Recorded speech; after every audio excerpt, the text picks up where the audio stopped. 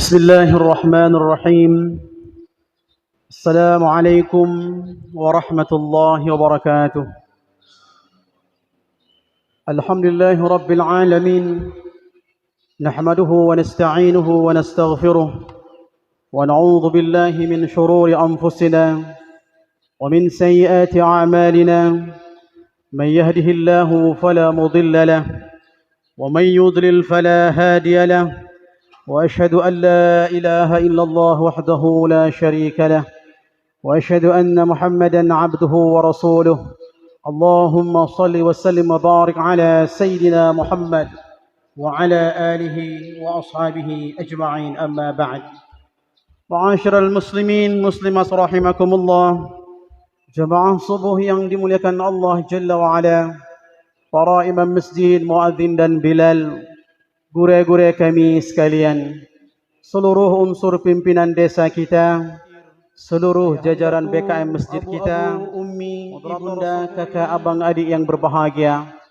Sambil kita niat i'tikaf, marilah kita sejenak mengisi waktu-waktu dengan amal yang bermanfaat untuk dunia dan akhirat kita, sembari kemudian kita melakukan aktivitas sehari-hari. Paling tidak di hari-hari tersebut ada waktu-waktu tertentu yang membuat kita dekat kepada Allah Rabbul Alamin. Di samping setelah kita menunaikan jamaah salat subuh, itulah amal terbesar setelah itu adalah mujalasatul ilmi, duduk sebentar untuk kita mendengarkan majlis ilmu, untuk kita semakin ingat kepada Allah dan Rasulnya. Apalagi di sisa-sisa usia kita sekarang ini, ada hal yang dapat kita banggakan di hadapan Allah dan Rasulnya. Bahkan kita dapat bangga di hadapan malakul maut, ketika malakul maut datang dengan memuliakan saat mencabut nyawa kita. Sebab kemuliaan itu yang dibawa oleh malaikat maut adalah atas perintah Allah terhadap makhluknya yang taat kepada Allah dan Rasulnya. Sehingga itulah tak ada kata lain, hanya kemuliaan dan keselamatan tertinggi Allah berikan kepada orang-orang bertakwa dan beriman. Dunia apalagi akhiratnya. Kalau kita buka Al-Quranul Karim, pasti kebanggaan daripada penduduk langit, yaitu malaikat, rasul dan nabi.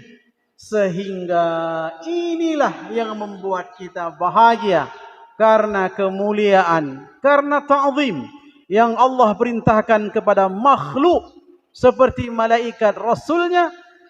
Apalagi Allah Subhanahu wa ta'ala, maha segala-galanya, yang dapat menyelamatkan kita di dunia, apalagi di akhirat. Sebagaimana yang disampaikan oleh moderator kita, yaitu judul pada subuh ini adalah 3 tempat melupakan orang lain dan saudara kita.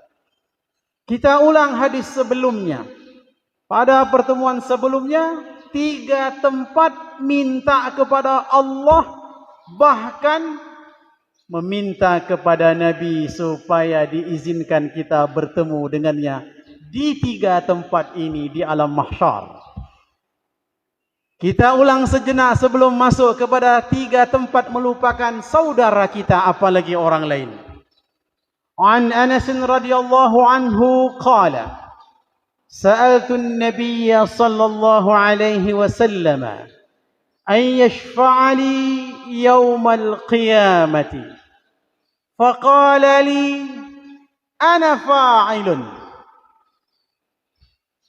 قال قلت يا رسول الله فأين أطلبك؟ قال أول ما تطلبني يوم القيامة على الصراط. قال قلت فإن لم ألقاك على الصراط؟ قال فاطلبني عند الميزان. قال قلت فإن لم ألقاك عند الميزان؟ قال فاطلبني عند الحوض. فأنا لا أخطئ hadhihi thalatha mawatinin. Hadis riwayat Imam Tirmidzi dan Baihaqi. Anas bin Malik suatu ketika bertanya dan sekaligus meminta kepada Rasul, wahai Rasulullah, aku memohon kepadamu agar memberikan syafaatmu kepadaku hari kiamat. Lihat cerdasnya para sahabat. Mereka bertanya dan meminta kepada Rasul, membawa manfaat untuk kita yang masih hidup ini tak pernah berjumpa dengan Rasul, tapi jawaban dan permintaan daripada sahabat dan Rasul itu menjadi bahan untuk kita dalam persiapan dunia menuju akhirat. Anas cerdas, wahai Rasulullah, berikanlah syafaatmu kepadaku di hari kiamat nanti. Nabi segera jawab, aku akan lakukan itu untukmu, wahai Anas. Aku akan beri syafaat untukmu. Untuk kita bagaimana? Sama halnya, aku juga akan memberi syafaat untuk kalian, wahai umatku. Kemudian Anas bertanya kembali, kalau begitu di mana aku bisa jumpa denganmu nanti di mahsyar, wahai Rasul? Maka dijawab oleh Rasulullah, kau mintalah pertama kepada Allah, kau carilah kedua aku, nanti di hari kiamat, yaitu di titis sirat yang tipis dan tajamnya, panjangnya luar biasa. Ribuan tahun kita melewati titik itu. Bukan 1 bulan, 1 hari, 1 minggu. Ribuan tahun kita akan lewati titik sirat itu. Maka Nabi memberi nasihat dan pesan kepada Anas, berarti untuk kita. Kalian mintalah kepada Allah, bukan hanya Anas bin Malik, tapi kalian umatku yang percaya kepada Allah dan Rasulnya, Al-Quran dan agamanya, yaitu Islam. Kalian minta pertama kali dalam doa kalian, kalau urusan mahsyar ingin bertemu dan berjumpa denganku, minta kepada Allah, ya Allah, jumpakanlah aku dengan Nabi Muhammad SAW di titik sirat. Pertanyaannya, mengapa Nabi tak sebut dulu, lebih dahulu, lebih awal, indal mizan, yaitu ketika ditimbang.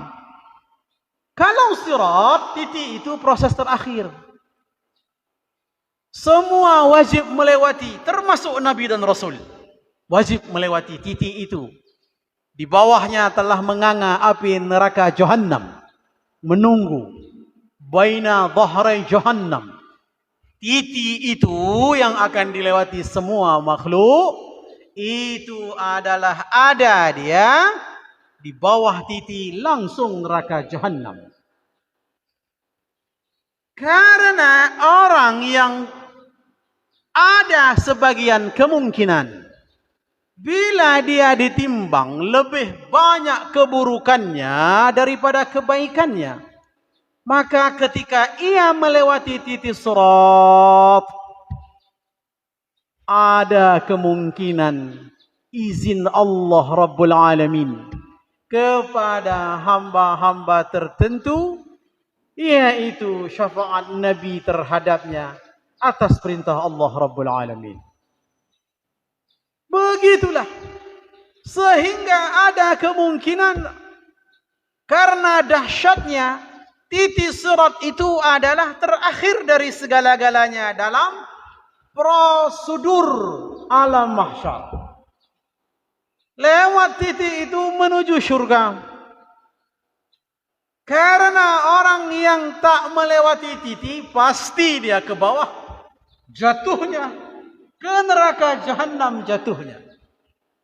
Dan ada sebagian pendapat orang pun yang lewat dari neraka Jahannam, tapi kemungkinan juga dia akan masuk ke neraka yang lain. Sebab neraka Jahannam itu untuk orang kafir musyrik, untuk orang Islam munafik. Itulah ditunggu oleh neraka yang mengerikan ini. Oleh karenanya Nabi memulai as-sirat, ala-sirati. Minta kepada Allah terlebih dahulu supaya kalian bisa berjumpaku di titik sirat. Yang kedua, karena Anas bin Malik mengatakan fa illam alqaka ala sirati, kalau aku tak jumpa denganmu nanti wahai Rasul di titik sirat, maka fatlubni indal mizan. Baru yang kedua mizan.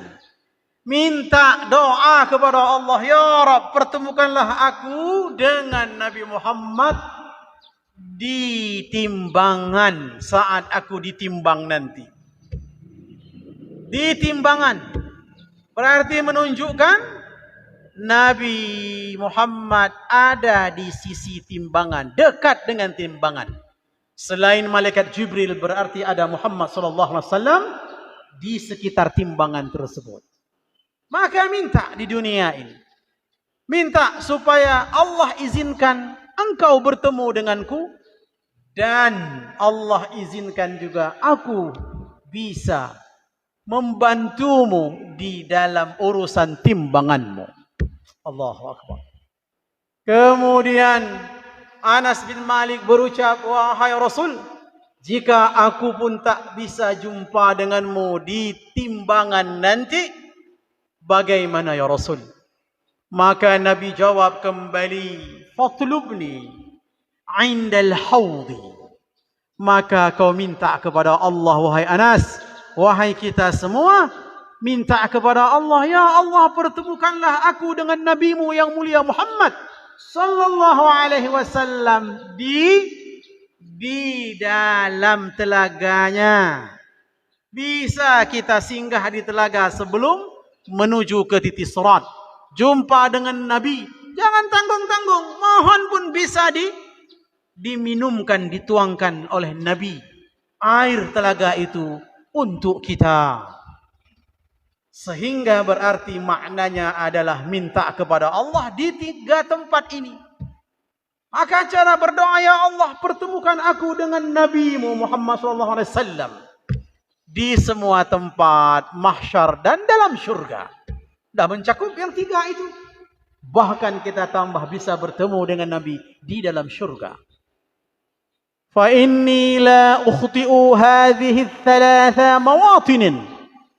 Wahai Anas, wahai umatku, sesungguhnya aku tidak akan meleset, tidak mungkin tidak ada di salah satu 3 tempat ini.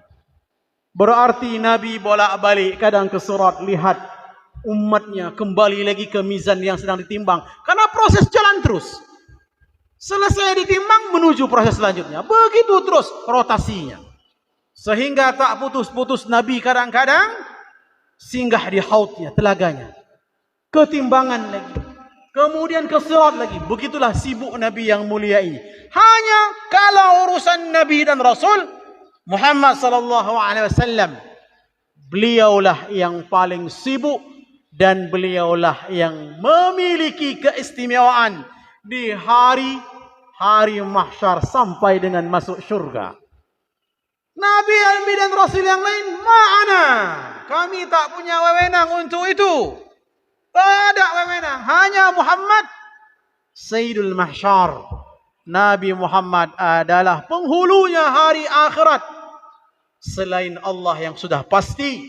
Tapi penghargaan dan kemuliaan Nabi yang terakhir Allah utus ke muka bumi ini. Beliau pula Nabi yang paling mulia. Sebab keistimewaannya tidak hanya Allah berikan di muka bumi, di alam ini Allah beri juga di akhirat. Maka makna lainnya adalah meminta tadi. Sebab Anas bin Malik mengatakan, Ishfa'li, kasihlah syafaat untukku. Salah satu syafaatnya adalah, yaitu bisa kita berjumpa, Allah izinkan Muhammad berjumpa dengan kita, kita berjumpa dengan Nabi. Karena nanti di mahsyar ada hamba itu berjumpa hanya di titik surat dengan Nabi, ada hanya berjumpa di telaga dengan Nabi, ada hanya berjumpa dengan Nabi di dalam timbangan. Tapi ada juga yang berjumpa dengan Nabi di semua 3 tempat ini. Sehingga janganlah berputus asa, wahai Anas, berarti wahai umatku, mintalah kepada Allah Rabbul Alamin agar senantiasa kalian bisa berjumpa denganku, terutama perjumpaan yang memberi syafaat kepada kita nanti di hari mahsyar tersebut. Selanjutnya 3 tempat juga. 3 tempat dan nama tempatnya pun sama. Yaitu tempat yang dilupakan manusia, keluarganya dan orang lain. Sahabat-sahabat di dunia dulu lupa. An Aisyah radhiyallahu anha qalat, qultu ya Rasulullah, هل تذكرون أهليكم يوم القيامة؟ فقال النبي صلى الله عليه وسلم أما عند 3 مواطن فلا يذكر أحد حيث يوضع الميزان حتى يعلم أيخف ميزانه أم يثقل وحيث تطاير الكتب حتى يعلم أين يقع كتابه في يمينه أم في شماله أو من وراء ظهره وحيث يوضع الصراط حتى يعلم أينجو أم لا. Hadis riwayat Imam Ahmad, Imam Hakim, Imam Al-Baihaqi dan Al-Ajri. 4 perawi hadis ini. Mengenai 3 tempat juga. Tadi 3 tempat yang pertama adalah meminta kepada Allah agar dijumpakan kita dengan Nabi di timbangan, di titik surat dan juga di telaga Nabi. Memperkuat tempat dan kejadian itu, Aisyah ibunda kita, Ummul Mukminin, ibunya mukmin, istri para Nabi, Ummul Mukminin, ibu kita. Aisyah berkata, wahai Rasulullah, apakah nanti kalian ingat dengan keluarga kalian di hari kiamat? Ingat enggak untuk anak? Ingat enggak untuk istri? Ingat enggak untuk suami? Ingat enggak untuk ayah dan ibu kita? Dan seterusnya. Kerabat saudara kita dulu. Apa lagi orang lain? Maka Nabi menjawab, wahai Aisyah, wahai kita umat Muhammad, adapun di 3 tempat tak ada seorang pun yang bisa ingat kepada keluarganya, apalagi orang lain. Ahadun, seseorang itu tak bisa ingat siapapun. Bukan amnesia, bukan gila, bukan hilang ingatan, bukan pura-pura skenario, pura-pura lupa, bukan. Normal semuanya. Tapi di dalam kenormalannya, begitulah kemampuan Allah membuat kita tak sanggup ingat kepada kerabat dan karib kita. Sebab sedang susah waktu itu jiwa masing-masing. Long mandang hanaglah ki bang pikir yang lain. Saya saja belum jelas statusnya bagaimana. Ingat yang lain. Kapan saja 3 tempat itu tak ingat. Pertama kata Nabi, wahaitsu yudha'ul mizanu. Pertama tempatnya adalah ketika setiap orang per orang dipanggil menuju ke dalam timbangannya. Dia tidak ingat siapapun. Tidak sempat dia mikir. Saking tak sempatnya hanya dipikirkannya ketakutannya. Bagaimana nasib hasil timbanganku, bobot timbanganku ini. Maka hatta ya'lama, sampai nanti dia tahu akhirnya. Setelah ditimbang, ayakhifu mizanuhu, apakah timbangannya itu adalah berat kebaikan amal salehnya, am yathqulu, apakah kebalikannya ringan, berarti lebih berat keburukannya. Maka dalam suasana ini satupun siapapun tak bisa ingat kepada keluarganya, ahlikum. Sebab Aisyah Ummul Mukminin bertanya, ahlikum, ahlul bait misalnya, keluarga besarnya. Keluarga dulu yang dia punya anak, punya cucu, punya keturunan, punya orang tua. Maka mereka tak bisa dan tak sanggup untuk ingat kepada yang terdekat ini. Berarti apalagi orang lain, teman kita. Maka setelah itu, wahai Aisyah, yang kedua nanti yang kami dan kalian tak bisa ingat sedikit pun kepada keluarga kalian, tak sempat ingat itu, yaitu wahaitsu tatayurul kutubi hatta ya'lama aina yaqa'u kitabuhu fi yaminihi am fi shimalihi aw min wara'i dhahrihi. Yang kedua, ketika nanti buku catatan amal masing-masing diterbangkan oleh angin, tahu dia, buku catatan kitab itu tahu, walaupun terbang melihat, tahu dia GPS-nya di mana, real exact location-nya di mana, secara pasti positioning-nya, tahu kitab itu, terbang, tahu pemiliknya yang mana. Maka si pemilik kitab itu masing-masing sambil menunggu sampai pemilik kitab itu tahu di mana nanti kitab rapor kita itu, di tangan yang mana nanti mendaratnya. Nggak bisa semau kita, dengan tangan kanan, nggak bisa. Ini semua berbicara dengan gerakan tubuh, semua berbicara dengan iman. Dengan iman. Contoh. Waktu nanti malaikat berucap, ainal ladzina tatajafa junubuhum anil madaji'. Mana? Ini contoh. Masih banyak lagi nanti panggilan-panggilan yang lain oleh malaikat. Mana mereka dulu yang di tengah malam? Dia meninggalkan kasurnya, lambungnya jauh dari tempat tidurnya, salat malam. Contoh. Tidak bisa kita semua khusya'an absaruhum, ketakutan kita, lihat ke bawah, takut sekali. Ada masa nanti diizinkan Allah nengok ke atas, ada masa.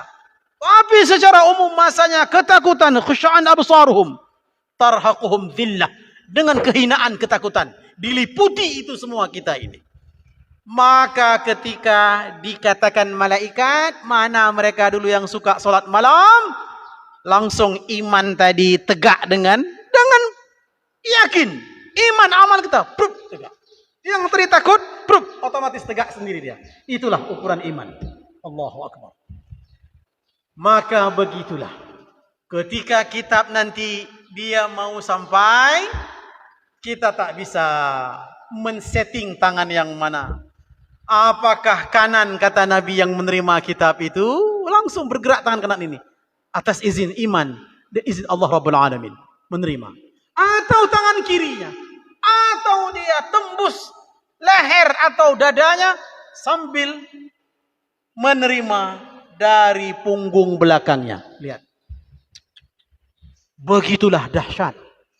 Ketika proses periode waktu ini tak ada siapapun di dunia dulu I love you, I not love you me, macam-macam lah. Tidak ada itu. Terlupakan. Di 3 tempat ini. Urusan I love you nanti. Di surga nanti lagi sambungannya. Episodenya. Yang tanpa batas. Permanen. I love you itu. Maka. Setelah dia tahu nanti. Kitab kanan atau kiri diterima atau dari bahu. Baru jelas. Berat. Baru yang ketiga. Kata Nabi. Wahaythu. Yuda'u siratu hatta ya'lama ayanju amla. Yaitu ketika nanti dibentangkan titik sirat itu, yuda'. Mulailah setiap orang lewat titik itu. Dalam proses itu pun kita tak seorang pun bisa ingat kepada keluarga besar kita. Apalagi sahabat kita, orang lain. Hatta ya'lama. Sampai nanti dia tahu akhirnya. Endingnya dari proses ini. Apakah dia selamat. Ketika melewati titik surat itu. Selamat dia sampai. Allahu Akbar. Dengan bahagianya. Atau kebalikannya dia tidak selamat. Jatuh ke dalam neraka. Itulah. Begitu selamat sampai, sudah ku lewati titik ini, baru ingat lagi kepada keluarga. Bagaimana nasib anakku? Bagaimana nasib pasanganku dulu? Bagaimana nasib cucuku? Bagaimana orang tuaku? Baru ingat. Baru plong. Hanya sebatas ingat. Menolong belum bisa kita. Sebab nanti ada syafaat sahabat di dunia dulu untuk kita. Ada. Quran katakan. Nanti orang-orang di muka bumi. Yang sama-sama saleh dengannya. Ternyata tak menjumpainya di syurga. Mereka minta. Dan bertanya kepada Allah. Mana fulan bin fulan, fulana binti fulan. Maka dengan karunia Allah. Kasih sayangnya yang tadi kita bacakan inna rabbaka wasi'ul maghfirah, kita bacakan tadi di ayat pertama. Sesungguhnya Allahmu itu, Rabbmu itu ampunannya sangat luas. Luas ampunan Allah. Maka di akhirat itu tak sanggup main logika akal. Bisa yang tak bisa menjadi bisa. Bisa yang bisa menurut kita menjadi tak bisa. Tak bisa main logika akal kita. Maka jangan remeh dengan orang lain dengan ibadahnya. Jangan kita lihat biasa-biasa saja. Yang nampak kita biasa-biasa saja. Tapi amal sirrinya yang dia rahasiakan di rumahnya dahsyat. Yang penting urusan ibadah, urus diri sendiri dulu.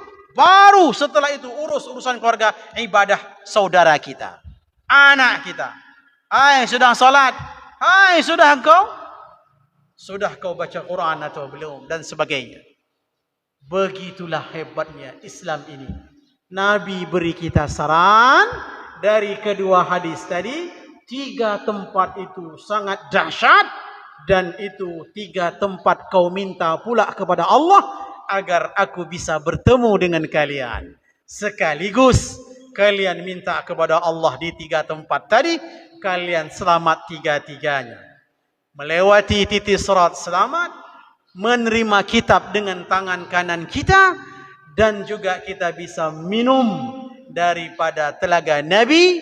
Dan sekaligus kita juga bisa melewati semua proses itu.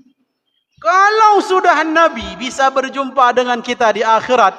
Di salah satu tempat saja. Dalam timbangan misalnya. Oh ya Allah. Kita itu musafir. Tiba-tiba dalam musafir, dalam keadaan haus, dalam keadaan lapar, dalam keadaan yang tidak ada tumpuan pegangan dan sandaran. Tiba-tiba ada Rasul yang kenal dengan kita, bertemu dengan kita, ditanya lagi, wahai Mustafa bin Fulan. Allahu Akbar, lihat, Nabi kenal. Nabi kenal kepada semua umatnya, telah Allah kenalkan dari dulu. Bagaimana bentuknya, siapa ayahnya, siapa ibunya, apa nasabnya, Nabi tahu. Tak perlu Nabi kenalan sama kita. Sonan, siapa nama? Tak perlu. Nabi langsung tahu ini Fulan bin Fulan. Dia tanya, kaifa haluk? Bagaimana keadaanmu dalam timbangan? Allahu Akbar. Bangga enggak kita? Bangga ya Rasul. Ya Rasul, isfa'li indal mizan. Dulu sering berdoa di dunia, minta kepada Allah, bergerak lagi dengan izin Allah lidah ini di hadapan Nabi langsung, ya Rasul, isfa'li indal mizan. Mohon syafaat untukku darimu atas izin Allah dalam timbangan ini. Allahu Akbar ya. Tidak mungkin Nabi biarkan. Sebab sudah kita latih, tak sombong kita ini di dunia dulu. Meminta kepada Allah, ya Allah, izinkan, berikan kesempatan kepada Nabi yang mulia Muhammad. Aku bertemu di mahsyar, baik dalam timbangan, baik dalam titik sirat, baik di sekitar haud telaga Nabi. Demikian kajian kita. Subhanakallah bihamdik. Asyhadu an la ilaha illa anta astaghfiruka wa atubu ilaik. Assalamualaikum warahmatullahi wabarakatuh.